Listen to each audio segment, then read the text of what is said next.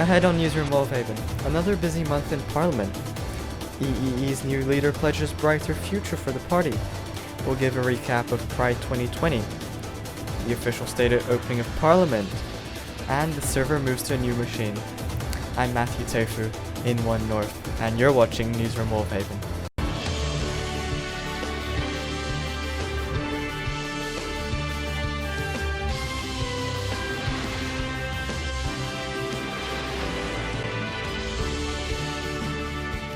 The controversial Gardellia Claims Hierarchy Bill, one of the many critical topics discussed during the May 2020 general election, was rejected by the Senate and returned to Parliament for further debate on the 6th of June.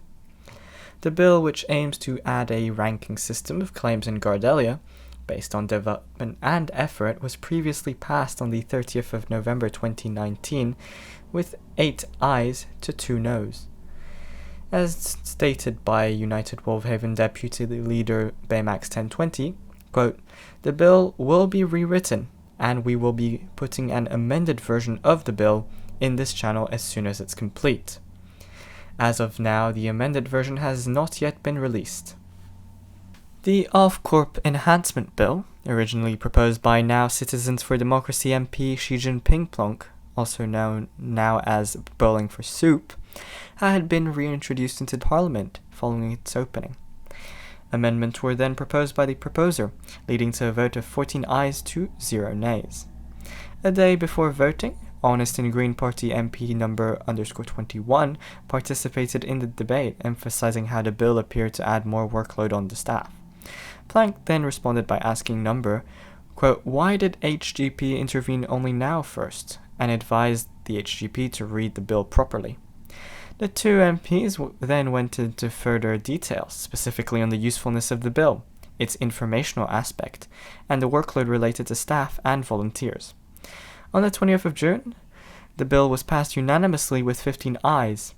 Newsnet decided to interview Planck on the OFCORP Enhancement Bill, as well as the Ministry for Finance, Trade and the Economy Formalization Bill, which will be elaborated on shortly after the next story. The Ministry for Finance, Trade and the Economy Formalization Bill, also known as Bill #2020-22, also proposed by CFD MP Bowling for Soup, was passed unanimously by Parliament with 15 ayes. The bill aims to formalize the Ministry of Finance, Trade and the Economy and define its duties. More concretely, the bill was in the proposer's eyes necessary in order to facilitate the implementation of the aforementioned OFCORP Enhancement Bill. It includes the definition of duties of the ministry, highlighting its control on financial affairs, commercial affairs, and economic affairs on the server. The bill also includes the provisions for the nomination of a secretary appointed at the discretion of the minister and intended to assist the former. The bill also enables the appointment of civil servants who would be able to execute decisions made by the MFTE. The bill also highlighted that the MFT would have the power to have control on all the plugins that concern the virtual economy, adjust admin shop prices, prepare the budget law for each legislature, impose ceiling prices in case of high inflation of the economy, administrate the tax funds and payments, administrate the register of businesses and brands upon approval of the OFCORP bill, and modify bus fares. Several amendments were proposed by the Minister for Finance, Trade and the Economy, Baymax 1020, and were ultimately passed. For more on this bill, we now have Bowling for Soup with us. Hello, Bowling for Soup.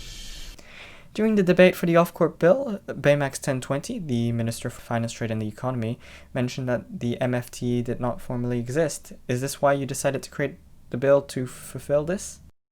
Yeah, the MFT bill was told after Baymax 2020 said in Parliament that the OFCORP bill didn't have any frame for its existence.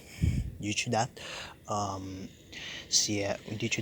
the idea of making the MFT formalized began then. The original idea was to make it together with UWH the last term, but due to time constraints, we didn't manage to do it. So CFD put this proposal in its manifesto and therefore presented a bill and in the first parliament session of this term.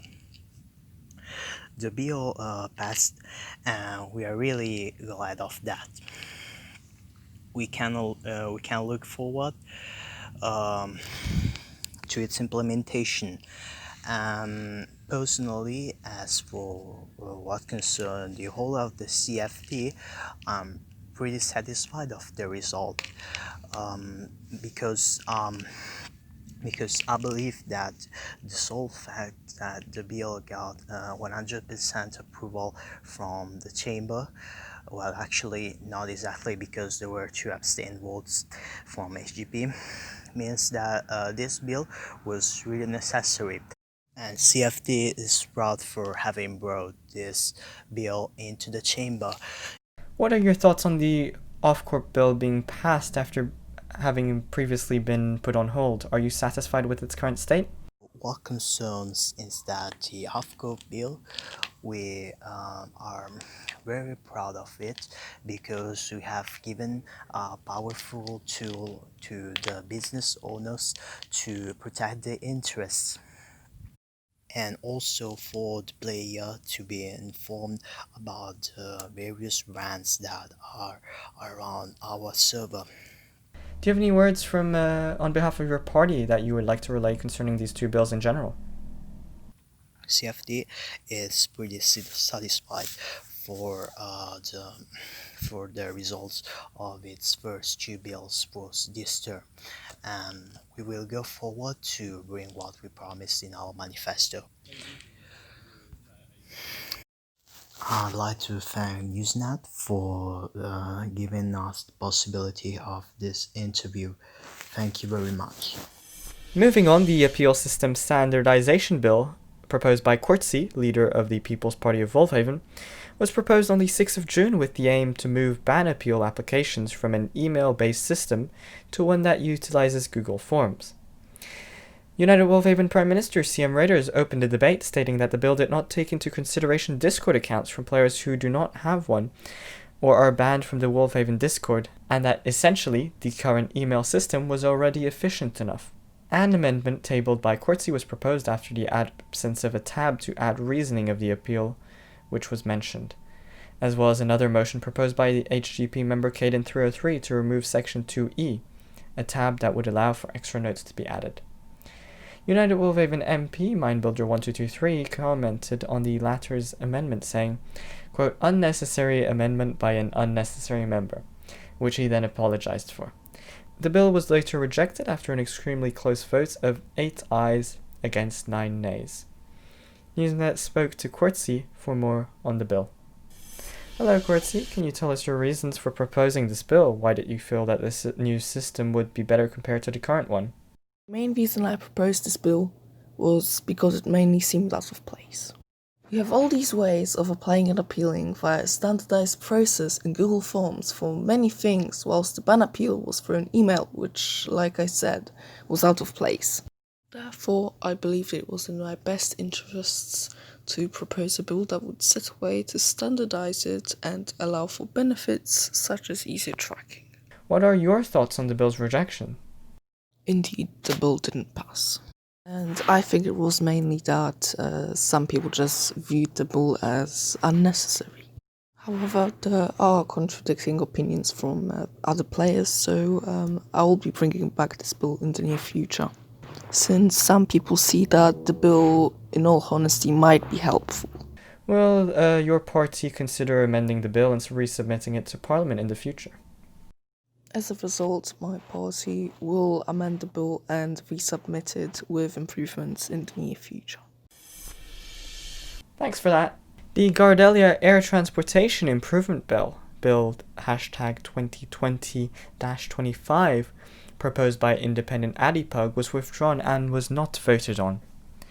The bill aimed to, quote, set new standards for air transportation in Gardellia.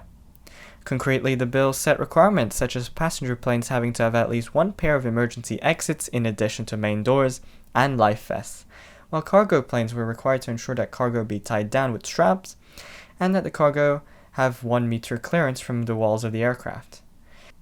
MPs from both sides of the political spectrum criticized the bill, with Prime Minister CM Raiders saying that it might, quote, be nice to have consistent standards, but it doesn't really seem necessary.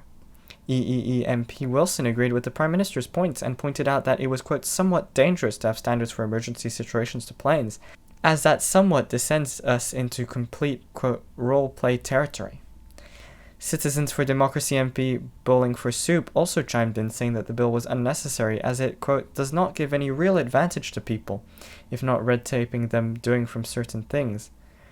United WolvHaven Chief Minister for Gardellia also added that the bill would add a lot of bureaucracy, stating that it would increase the workload for the Gardellia department to enforce, quote, minute details, which he claimed as, quote, being useless. Following input from MPs, Adi Pug withdrew the bill, saying that his bill is, quote, unnecessary to WolvHaven and will provide extra complications and is not factually correct, and thanked MPs for voicing their opinions. The Anti-Alt Account Bill, Bill 2020-28, proposed by independent Senator Mopsy Studios on behalf of the WolvHaven Senate and staff, was passed unanimously by Parliament with 12 ayes. The bill aims to, quote, prevent people from bypassing their bans by using alternate accounts.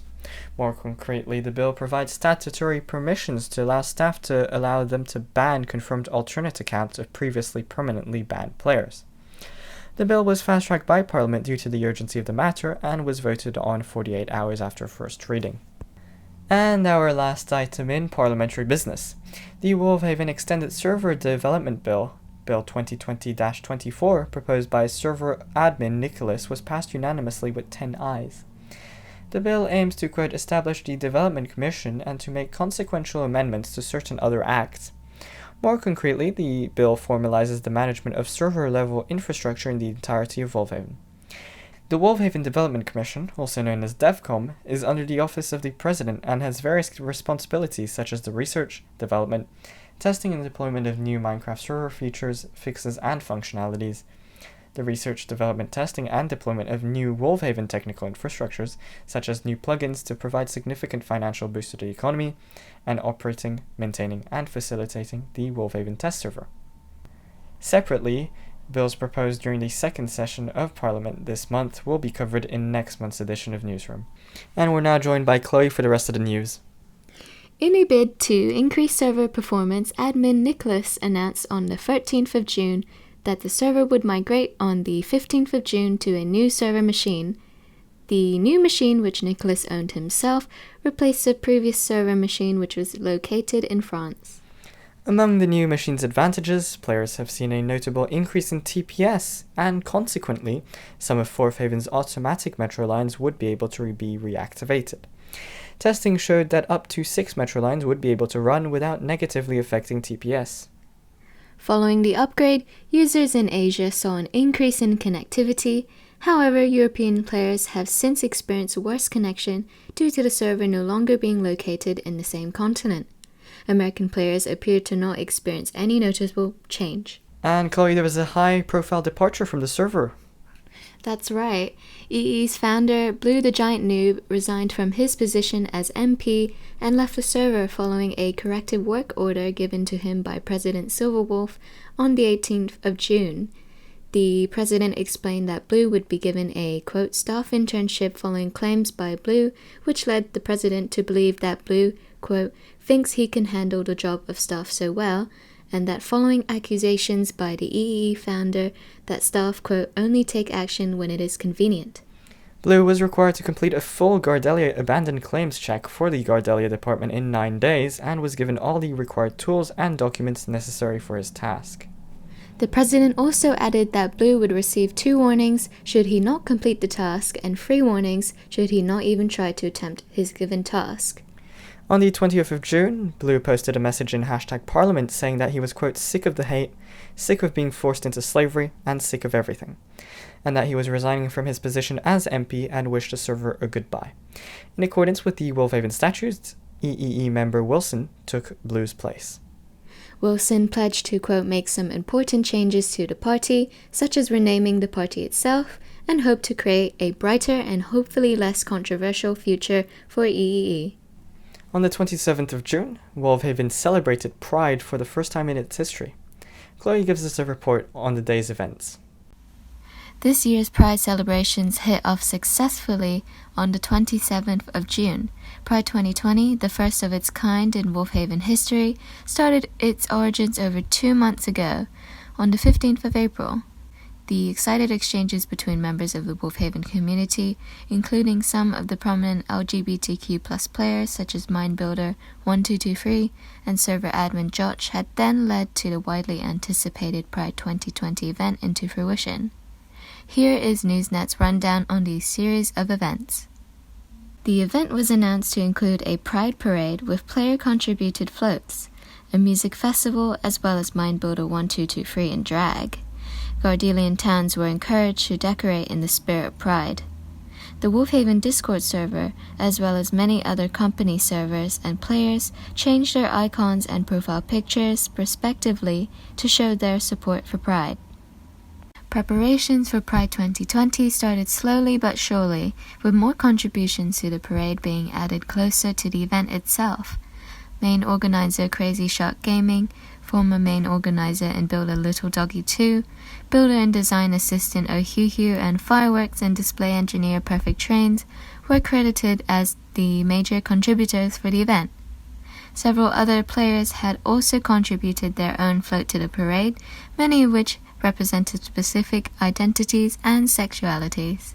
A large stage built in the colors of Pride was also constructed at the front of the parade, where an array of colorful lanterns were positioned above the sitting area, as well as several food and beverage stalls set up for the audience's convenience. Several of the surrounding areas in Fifth Haven had also been Prideified in support. A multitude of Gardellian claims amassed festive decor, which range from banners and signs hanging from the top of buildings. Road crossings changed to several LGBTQ+ identity flag colors, and parts of buildings vividly repainted. Leading to the start of the event, players gradually pulled into the server, some with rainbow ties and some with rainbow logos, and last-minute preparations were being made. A thrilling uproar was displayed by the online community when MindBuilder1223 logged in, allowing for participants to examine in awe of his spectacular getup, a long-awaited and highly anticipated affair. Initially, around 28 players were present, but at the peak of the event, 33 people were celebrating in the midst of festivities. Players ranging from all ranks were seen attending the event. President Silverwolf then announced that the music box would be used for members to be able to submit song suggestions to listen to during the activities, most of which were iconic LGBTQ+ anthems. To start things off, a group picture with the participants was called for by Silverwolf, with players arranging themselves in rows, some donning the Pride 2020 banners upon their heads. A large coordination effort was then needed in order to have a synchronized march along the floats down to the stage area, oftentimes interrupted by technical difficulties, but was more or less achieved to the relief and satisfaction of the participants. Arriving at the stage area allowed players to sit down at various LGBTQ+ colored mats in order to witness MindBuilder1223's drag show, an entertaining spectacle that ended with him making it rain.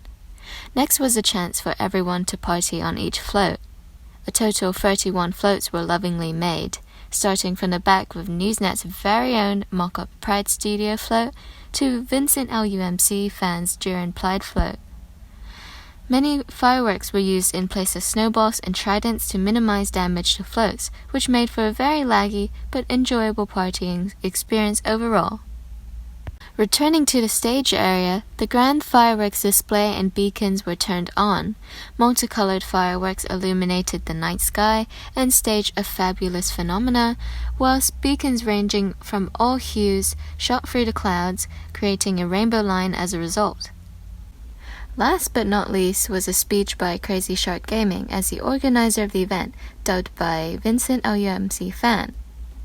Anyway, thank you all for coming.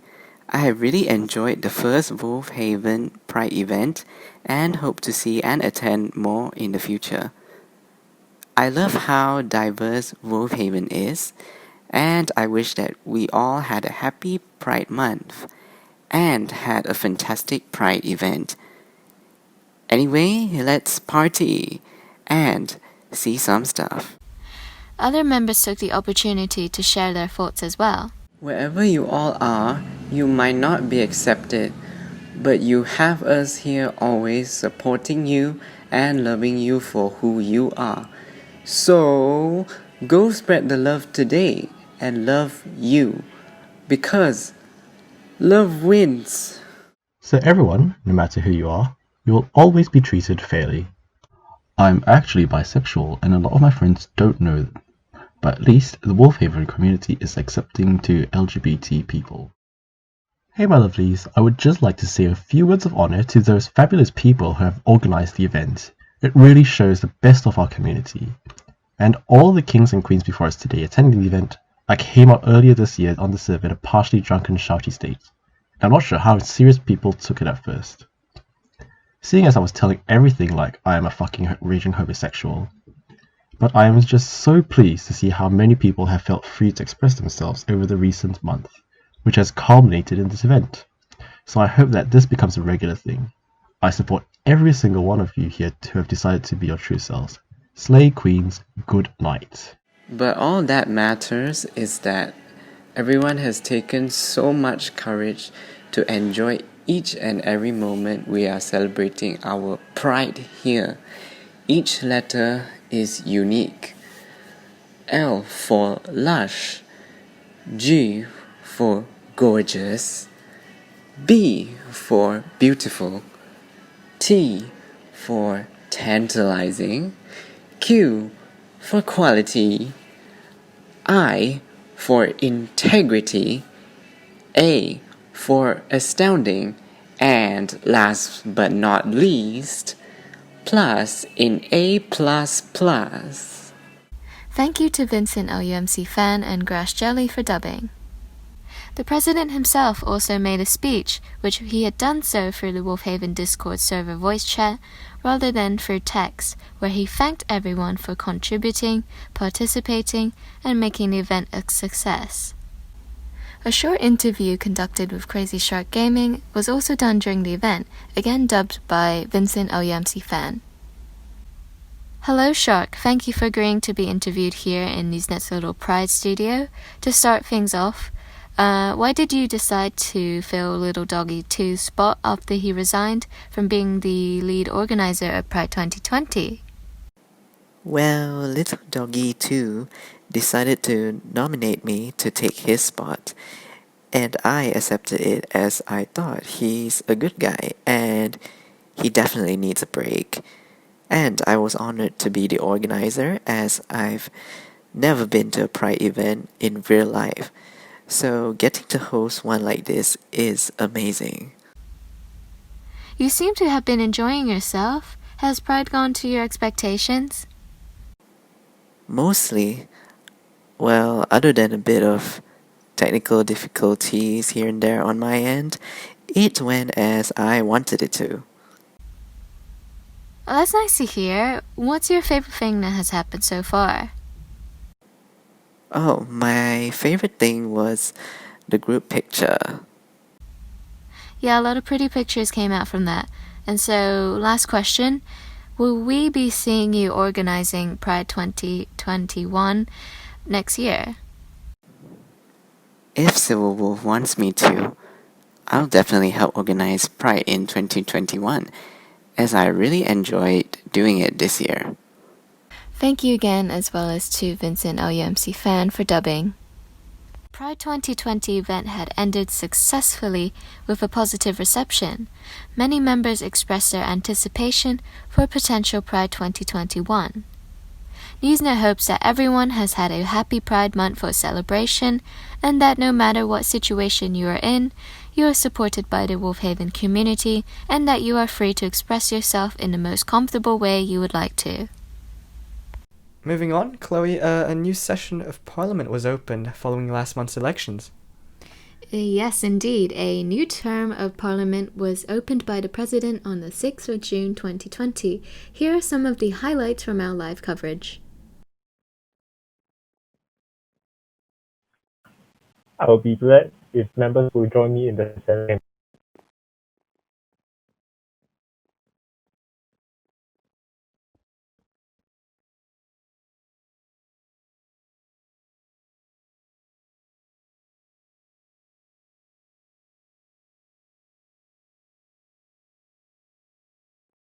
The road has been removed and the Speaker of the House and the Speaker are inviting all MPs to move to the chamber as per usual protocol.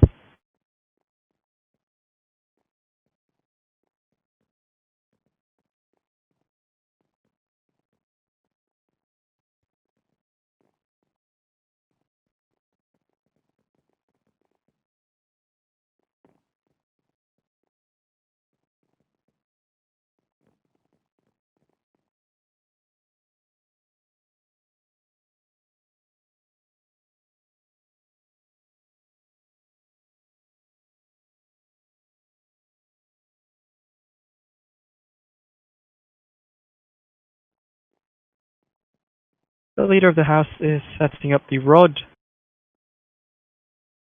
Welcome, Mr. Speaker, honorable senators, and elected members of the House of Representatives to the state opening of the 13th Parliament of WolvHaven.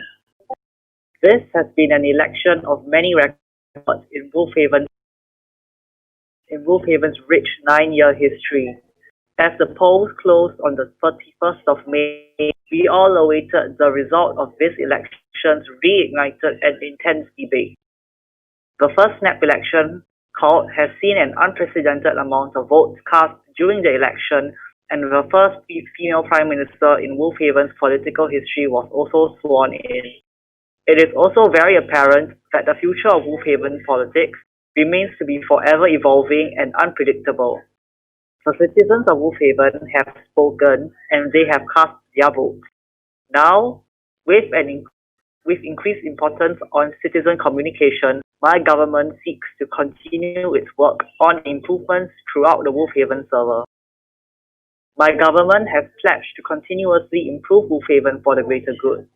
The continued progress emerging from the previous parliament shall continue to hold the WolvHaven community strongly from its foundation.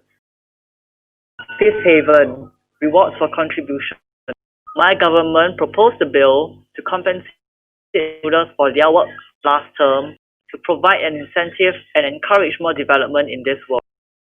This bill allows compensation through the evaluation of builds based on a rubric which aims to highlight aspects such as the size, detail, realism to determine the pay given. Builders will be able to apply for compensation through a Google form. The Ministry for Infrastructure shall review, and then all payments will be made each administrative day. This ensures that payments are being given in a systematic way and prevents builders from not being compensated for their. This term, my government will ensure its smooth implementation and make appropriate modifications as needed regarding pay should any issues arise. Gardellia and Infrastructure. Last term, my government founded the Ministry of Infrastructure, which accomplished a rather considerable extent on several major, adding many more stations to the Gardellia mainline network. This term, my government will finally pursue the completion of the circular line and resume work on the Gardellia Westlandia Airport in order to improve greater accessibility in general for Gardellians. Furthermore, the creation of a WARP subsidy program to ensure that all cities are more accessible on the condition that they lack another method of transportation, such as mainline access, which shall ensure cities that want to avoid potential space constraints caused by rail networks are still just as accessible as cities situated on the main line. Many claims in Gardellia are not as frequented as they deserve to be. The WARP subsidy program that goes hand in hand with the WARP implementation bill passed last term is what my government hopes will balance out the transport gap. Pangea. Following the admin shock implementation, the WolvHaven community saw a surge in Pangea activity, and as a result, my government pledges to introduce changes to Pangea on a world scale. Seeing as the WolvHaven server is slowly but steadily upgrading to newer versions, players naturally want to have these updates reflected in the Pangea world. The changes include a renewal of the overworld and the netherworld in order to allow for new terrain to generate and enable new players and veterans alike easier access to newer resources. In addition to the aforementioned implementation of the end world, in addition to the aforementioned, the implementation of the end world allowing players to obtain end-specific blocks. These updates will occur when the server is upgraded to 1.15, and we will ensure that there is a 6-month grace period to allow for the transfer of all items out of the overworld, as well as potential transfer for beloved structures to the sandbox world. WolvHaven and the economy. During the last term, the government successfully completed the brand new central admin shop. My government has plans to continue to support that and will be adjusting prices appropriately based on the supply and demand of certain items in order to further curb inflation. Bus prices have also been a concern for readjustment, in which my government pledges to rebalance them, ensuring that fares are reasonably affordable for players, especially those who frequent the WolvHaven world more often, which will be accommodating for alternative transport methods when the WolvHaven server is experiencing issues. Parliamentary reform. My government intends to implement parliamentary reforms following the May 2020 election. They will make amendments that will ensure checks of power for the Prime Minister, ensuring that they will no longer be able to call for a snap election without the approval of the House of Representatives. We will also formalize the Electoral Commission. The Commission will assist in various tasks in the election process and will consider impartial, non-party affiliated members. Border protection. With player counts rising, border security has become even more important on WolvHaven. The current system has done a great job in ensuring that players who join have a general understanding of the rules, but can be quite relaxed. This term, the government will implement measures to further strengthen our borders. Currently, any player who has a serious offense, such as griefing or hacking, will still be granted the rank of permanent resident as long as the offences have been declared. We aim to change the protocol to allow staff to reject applicants who have a prior record of very severe crimes at their own discretion. We have also come to a time where rules concerning foreign servers are starting to be reviewed for renewal.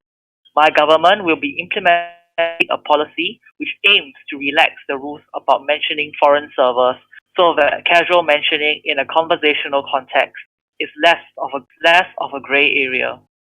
Additionally, my government shall make advertising a new offence in WolvHaven penal. Many positive changes will be coming throughout the term, and my government fully intends to deliver upon what has been promised to voters. I would like to sincerely thank everyone who voted in this election, and my government looks forward to working with everyone to serve the people of WolvHaven. I would like to wish this government the best for the next term, and I, with great honour and dignity, now declare the opening of the 13th Parliament of WolvHaven. Thank you. Following last month's upgrade to 1.13.2, plans are already being made to upgrade the server to a newer version of Minecraft. Testing for the 1.15.2 on the test server was given the go-ahead, and server owner Nicholas was hoping that the results will be successful and that issues spotted in previous tests are fixed.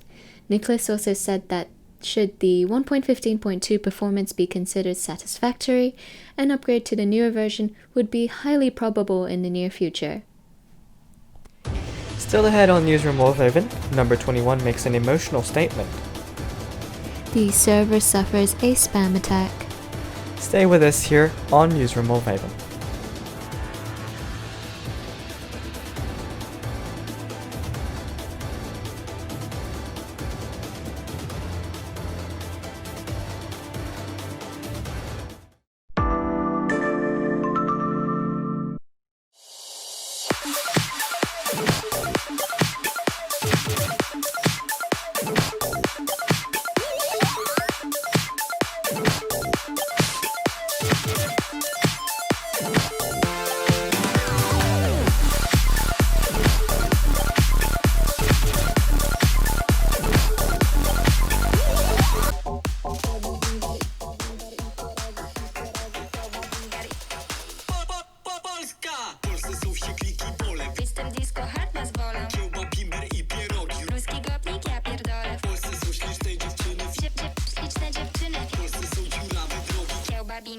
archeologi.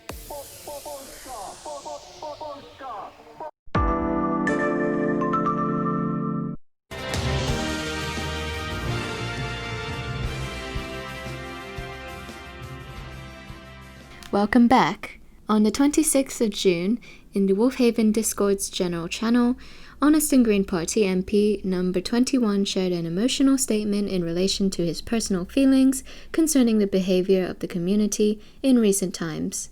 To summarize the contents of his letter, number 21 started with a criticism of the WolvHaven community's toxicity, specifically directed towards Autobus 22, the former Honest and Green Party leader, and number 21 himself.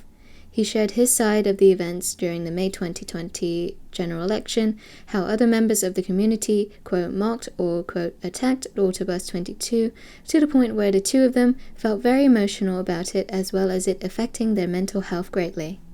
He then continued to talk about Autobus 22's resignation and the apparent lack of care that the community appeared to express.